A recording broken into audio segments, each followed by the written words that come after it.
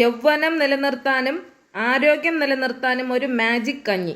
1 spoon പച്ചരി, 1 spoon സാദാ വെള്ളയരി, 1 spoon rosary.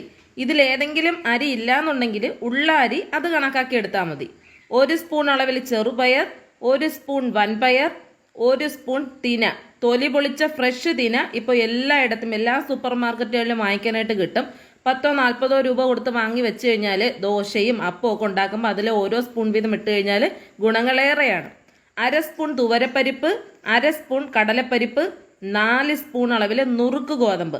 നുറുക്ക് ഗോതമ്പ് ഇല്ലാന്നുണ്ടെങ്കിൽ സാദാ ഗോതമ്പ് മിക്സിയിലിട്ട് ഒന്ന് കറക്കിയെടുത്ത് ഈ ഒരളവിൽ ചേർത്ത് കൊടുത്താൽ മതിയാവും. 1/2 സ്പൂൺ റാഗി ഞാൻ തലേ ദിവസമേ കുതിർത്തിയതാണ് കേട്ടോ. അപ്പം അതിൽ നിന്ന് 1/2 സ്പൂൺ ചേർത്ത് കൊടുക്കാം.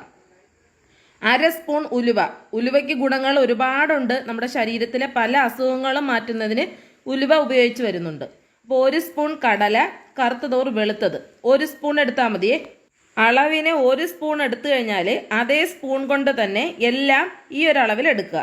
മലബന്ധം മൂലം കഷ്ടപ്പെടുന്നവർക്കും എന്നും നോൺ വെജ് കഴിച്ച് ഉരുണ്ടുരുണ്ട് നടക്കുന്നവർക്കും കുട്ടികൾക്കും പ്രായമായവർക്കും പ്രായമേറിയവർക്കും ഒരുപോലെ ഉപകാരപ്പെടുന്ന റെസിപ്പിയാണ്.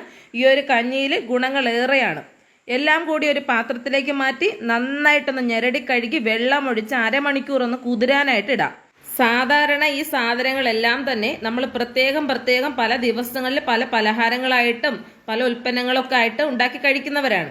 എന്നാൽ ഇതെല്ലാം കൂടി ഒരു പാത്രത്തിൽ കിടന്ന് വേകുമ്പോൾ കിട്ടേണ്ട ഗുണങ്ങളെല്ലാം നമുക്ക് ഒരുമിച്ച് കിട്ടുന്നു. അത്ര തന്നെ. അരമണിക്കൂർ ഒന്ന് വെള്ളത്തിൽ കിടന്നു കഴിഞ്ഞാൽ ആ വെള്ളവും സാധനങ്ങളും കുക്കറിലേക്ക് ഇട്ട് കൊടുക്കാം. കുറച്ചുകൂടെ വെള്ളം ഒഴിച്ചു കൊടുക്കണം കേട്ടാ. അതാണ് നമ്മൾ കഴുകി വെള്ളത്തിലിട്ട് കഴിഞ്ഞാൽ ആ വെള്ളത്തോടു കൂടി തന്നെ നമുക്ക് ഉപയോഗിക്കാൻ പറ്റും. ഗുണങ്ങളൊന്നും പുറത്ത് പോകത്തില്ല. ഇതിന് കണക്കാക്കി ഉപ്പ് ചേർത്ത് കൊടുക്കാം. ശേഷം തുളസിയുടെ 1 കിളിർപ്പും പനിർക്കൂർക്ക അഥവാ ഞവരയുടെ 1 കിളിർപ്പും നമുക്ക് ഇതിലേക്ക് ചേർത്ത് കൊടുക്കാവുന്നതാണ്. കിളിർപ്പ് മതിയാവും, മുറ്റിയ ഇലയൊന്നും ചേർത്ത് കൊടുക്കണ്ടേ. എന്നിട്ട് അടപ്പ് മൂടി അടുപ്പിലേക്ക് വെക്കാം. അതവിടെ ഇരുന്ന് വേകുന്ന നേരത്ത് കഞ്ഞിക്ക് വേണ്ട അരപ്പ് തയ്യാറാക്കാവുന്നതാണ്. 1/2 പിടി തേങ്ങയിലേക്ക് 1 ടീസ്പൂൺ മല്ലിപ്പൊടിയും 1/2 ടീസ്പൂൺ മഞ്ഞൾപ്പൊടിയും 3 നുള്ളു ചെറിയ ജീരകവും 4-5 അല്ലി വെളുത്തുള്ളിയും കൂടി ചേർത്ത് കഴിഞ്ഞാൽ ശകലം വെള്ളം കൂടി ഒഴിച്ച് നല്ല മഷി പോലെ അരച്ചെടുത്ത് നമുക്ക് മാറ്റി വെക്കാം.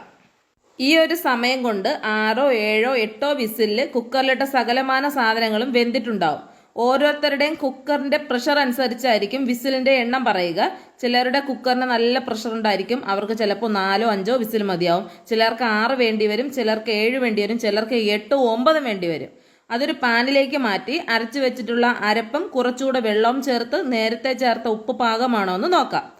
ഉപ്പ് പാകത്തിന് ഇല്ലാന്നുണ്ടെങ്കിൽ ആവശ്യത്തിന് ചേർത്തിളക്കി അടുപ്പിലേക്ക് വെച്ച് തിളയ്ക്കും വരെ ഹൈ ഫ്ലെയിമിലും പിന്നീട് നമുക്കൊരു 5 മിനിറ്റ് ലോ ഫ്ലെയിമിലേക്ക് മാറ്റി വേവിച്ചെടുത്തു കഴിഞ്ഞാൽ സൂപ്പർ ഡ്യൂപ്പർ മാജിക് കഞ്ഞി റെഡി. ഇതിലേക്ക് ഇനി സ്പെഷ്യൽ കടുകുവറ ഒന്നും തന്നെ വേണ്ട. രുചിയോ കെങ്കേമം, ഗുണമോ കെങ്കേമം. പിന്നെ എന്തിനു വെച്ച് താമസിപ്പിക്കണം? നാളെ എല്ലാവരും കഞ്ഞി ഉണ്ടാക്കി വയർ ശുദ്ധീകരിക്കുമെന്ന് വിശ്വസിക്കുന്നു. അപ്പോൾ ഈ വീഡിയോ ഇഷ്ടമായി കഴിഞ്ഞാൽ ലൈക്ക് അടിക്കാനും ഷെയർ ചെയ്യാനും കമന്റ് ഇടാനൊന്നും മറക്കരുത്. കഞ്ഞി കുടിക്കാത്തവരും അസുഖം വന്നാൽ പോലും കഞ്ഞി വേണ്ടാന്ന് പറയുന്നവരൊക്കെ ഈ ഒരു കഞ്ഞി കുടിച്ചു കഴിഞ്ഞാൽ ഇതിന്റെ ഫാനാവും. അപ്പോൾ എല്ലാവരും ട്രൈ ചെയ്ത് നോക്കിയിട്ട് ഫീഡ്ബാക്ക് അറിയിക്കാനും വീഡിയോ ഇഷ്ടമായി ലൈക്ക് അടിക്കാനും ഷെയർ ചെയ്യാനും കമന്റ് ഇടാനൊന്നും മറക്കരുത്. നല്ല റെസിപ്പിയായിട്ട് വീണ്ടും കാണാം.